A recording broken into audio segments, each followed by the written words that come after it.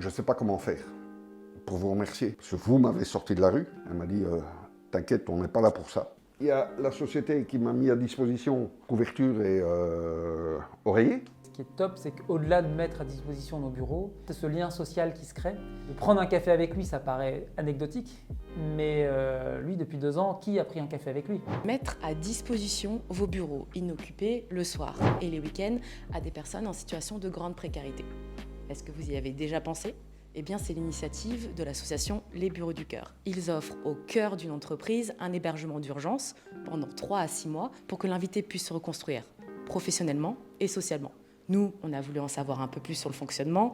On est donc parti à Vambrochy dans l'entreprise Axoneo qui accueille Alain depuis quelques mois. Je vais te montrer. Vous voulez que je te présente? Tu es la personne avec qui je bois le plus souvent le café. Comme je suis la première arrivée le matin, je croise Alain. On boit un café ensemble bien souvent, donc on a créé un lien. Cette action-là, elle est hyper concrète. Enfin, vraiment, Alain, il est là, on parle avec lui, on échange, ça nous ouvre aussi un peu. On est un peu dans notre confort de vie et du coup, ça nous chamboule un peu.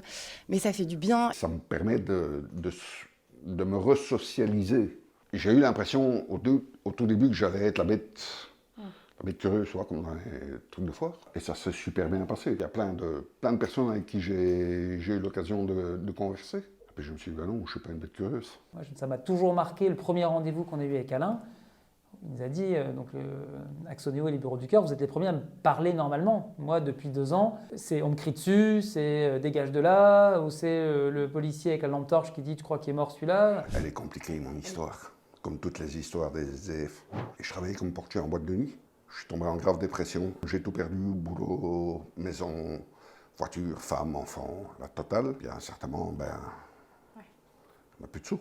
Au départ, les 2-3 premières nuits, j'ai dormi ici à Lille, dans la rue. Je me suis fait agresser 2 fois. Et je me suis dit, je peux pas continuer comme ça. Il faut que je me casse. Et dans les bois, j'avais construit au départ un petit cabanon de fortune. Il fallait que j'ai l'air d'être un être humain et pas d'un zombie qui sort d'un film. Ce qui m'importait, c'était de gagner des sous, ne pas me retrouver pas à rien foutre. J'ai besoin de relations sociales aussi. J'avais une réunion 1 fois par semaine avec mon coach emploi. Il m'a mis en contact avec mon assistante sociale. C'est elle qui m'a dit, est-ce que vous buvez, est-ce que vous vous droguez? Non, je ne bois pas, je ne me drogue pas, j'ai jamais pris de drogue de ma vie. Elle m'a dit, on a l'association Les Bureaux du Cœur. Moi, je ne m'attendais pas à ce que ça aille aussi vite. Une semaine et demie après qu'elle m'en ait parlé, elle m'a dit, j'en ai parlé à Anaïs des Bureaux du Cœur, on a peut-être une place pour toi, chez Axoneo. C'est pas un investissement, finalement, ça coûte rien à l'entreprise. Nous, la cuisine, elle existe déjà, on a déjà la douche. Nous, on a la chance d'avoir, on rigole en disant, il y a une chambre, oui, il y a une chambre, mais il peut y avoir des entreprises qui n'ont pas de bureau dispo, mais c'est pas grave. C'est encore un faux frein. Il suffit de dire, vous avez un canapé, vous mettez un convertible. Je pense que c'est pas un frein financier, évidemment, c'est plus psychologique, c'est plus des craintes. Est-ce que la personne peut voler des choses? Pourquoi elle le ferait? Pourquoi elle volerait un ordinateur et elle se retrouve à la rue demain? Le frein qui reste, je pense, pour moi et pour les autres chefs d'entreprise, c'est plutôt de se dire le risque d'assurance. Concrètement, qu'est-ce qui se passe si il fait à cuisiner le soir et puis il y a un problème et le bâtiment brûle et on crame tout? C'est en train de se structurer, mais les Bureaux du Cœur ont mis aussi des partenariats avec des assureurs. On est couvert et je pense que ça rassurera fortement les chefs d'entreprise de dire finalement, vous êtes assurés. C'est comme ça que ça s'est aussi passé pour moi. J'ai rencontré le chef de l'entreprise qui est le premier du Nord à avoir accueilli quelqu'un. Ça rassure. La personne qui est invitée chez nous, la règle, c'est qu'elle reste entre 3 et 6 mois. Mais ça veut dire aussi que quand elle rentre chez nous, c'est quelqu'un qui a envie de s'en sortir, qui est sur la bonne piste. Et c'est important d'avoir un point tous les mois pour qu'on voit où ça en est. Du coup, on se fait le 2e point mensuel de suivi pour Alain. Oui.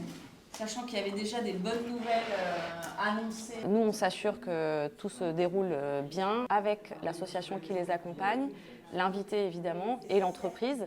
Et donc là, c'est l'occasion de faire le point à la fois sur l'avancement des projets et de la réinsertion de la personne. La première fois que j'ai rencontré Anaïs, c'était ici au pied de l'immeuble. Elle s'est dit, il est loin. Ce qui leur fait plaisir, c'est de voir l'évolution de la personne. Comme ce matin, quand elle m'a vu, enfin, c'est le jour et la nuit. Déjà, je parlais, j'avais un sourire jusque-là. On voit qu'Alain, il a réussi à rebondir, il a retrouvé un travail et ça, c'est vraiment chouette. Moi, je deviens fou, j'ai le cerveau qui explose. Je me dis, j'ai retrouvé du boulot. Ils m'ont donné un coup de main immense parce qu'une fois que j'ai eu les Bureaux du Cœur, j'ai eu l'impression que toutes les planètes étaient alignées. Donc la première étape est passée, c'est peut-être la plus dure, revenir dans le monde du travail. Ça a un goût de bon. Et le jour où j'ai mon studio, mais je vais faire une de ces fillettes. Allez, ça va être bien. Alain, c'est ce qu'on s'est dit ce matin, ça fait déjà quasiment 3 mois, il arrive à la moitié du process qui est de 6 mois maximum. Comment je vois les choses, c'est pas juste d'accueillir une personne et de ne plus le faire, c'est que ça s'inscrive dans la durée. On a un autre site à Vannes.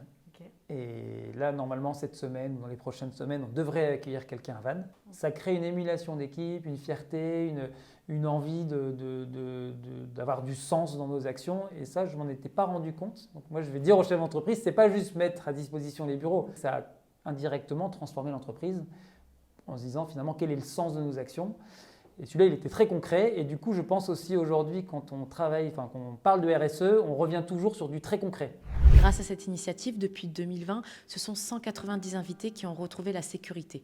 Tous ont connu un mieux à leur sortie. L'association vise à constituer une offre de 60 000 logements d'urgence d'ici à 10 ans. Les Bureaux du Cœur sont présents actuellement dans 20 villes en France et ont pour objectif de rayonner sur tout le territoire français. Pour rappel, en 2021, 4 100 000 Français étaient mal logés, dont 320 000 sans domicile. Je veux me sortir de là, que je puisse vivre, c'est tout.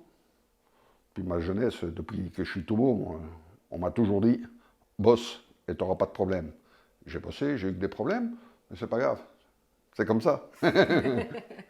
Merci beaucoup en tout cas. Avec plaisir.